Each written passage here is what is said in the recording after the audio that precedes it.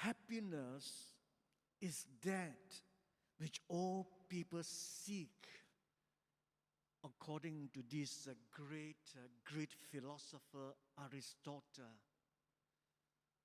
Aristotle also observes that everything we do 24 hours a day, 7 days a week is what we believe will bring us happiness in one form or another. In today's gospel, Jesus offers us a spiritual vision of true and lasting happiness. Another word for it is blessedness or beatitude. The problem is that often we listen to the voices or the inspiration of the evil spirits who lead us to disunity and unhappiness. Only the Holy Spirit can lead us to unity, communion, and the true blessedness of Jesus' beatitude.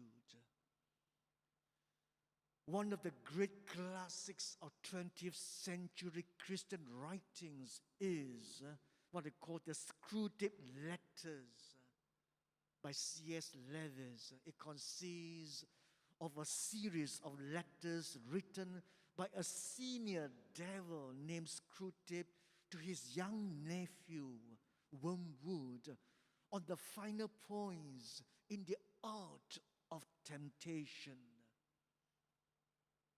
It reveals much about the nature of evil and temptations of being human and fallen in the broken world.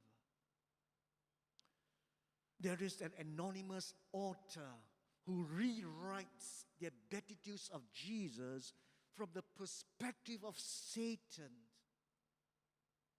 First, it says, "Blessed are those who are too tired and too busy to spend even an hour a week in church to worship and fellowship with their fellow Christians. For they are my most reliable workers. Blessed are those who have no time to pray and read the Bible, for they are easy prey for me.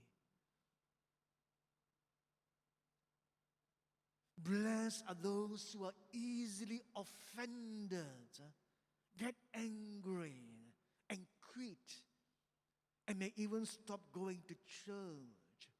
They are my missionaries. Blessed are the complainers. I am all ears to them. Blessed are those who gossip liberally, for they shall cause misunderstanding, conflicts, and divisions that please me. Blessed are those who hold on to grudges and never forgive, for they will never be forgiven. They are truly my children. Blessed are those who do not give love offering to continue God's work. They are my helpers. Blessed is he who professes to love God, but hates his brother and sister, for he shall be with me forever. There is Satan's Beatitudes. Who is Satan? Let me tell you a story. According to an ancient Christian legend, God created the angels to worship and serve him. But then, after he had begun the creation of our world, but before the creation of human beings, God granted the angels a vision, not only of humankind, but of Christ. And God commanded the angels to serve humans and worship Christ. But to the angels, this was a strange command.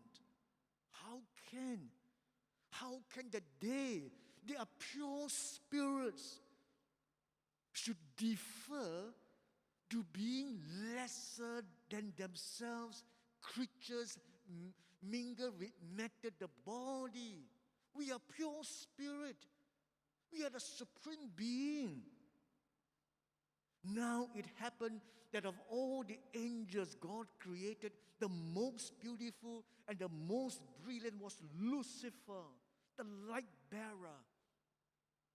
And this greatest of angels, immersed in his own brilliance and enamored of his own beauty, refused God's command, declaring, I will not serve. And so Lucifer and the angels to follow them were cast out from heaven, become the bad angels called devils. According to C.S. Lewis, it says, there are only two kinds of people in the end. Those who say to God, thy will be done. And those to whom God says in the end, thy will be done. All those who are in hell choose it. Without that self-choice, there could be no hell. Those who seek find, those who knock, it is opened. And St. Augustine says, it was pride that changed angels into devils. It is humility that makes man as angel. So sisters and brothers, Satan, the devil's evil spirit, they are still very much alive and active in our world and in our church. Therefore, St. Peter exhorts us, be sober, be vigilant, because your adversary, the devil, walks about like a roaring lion, seeking whom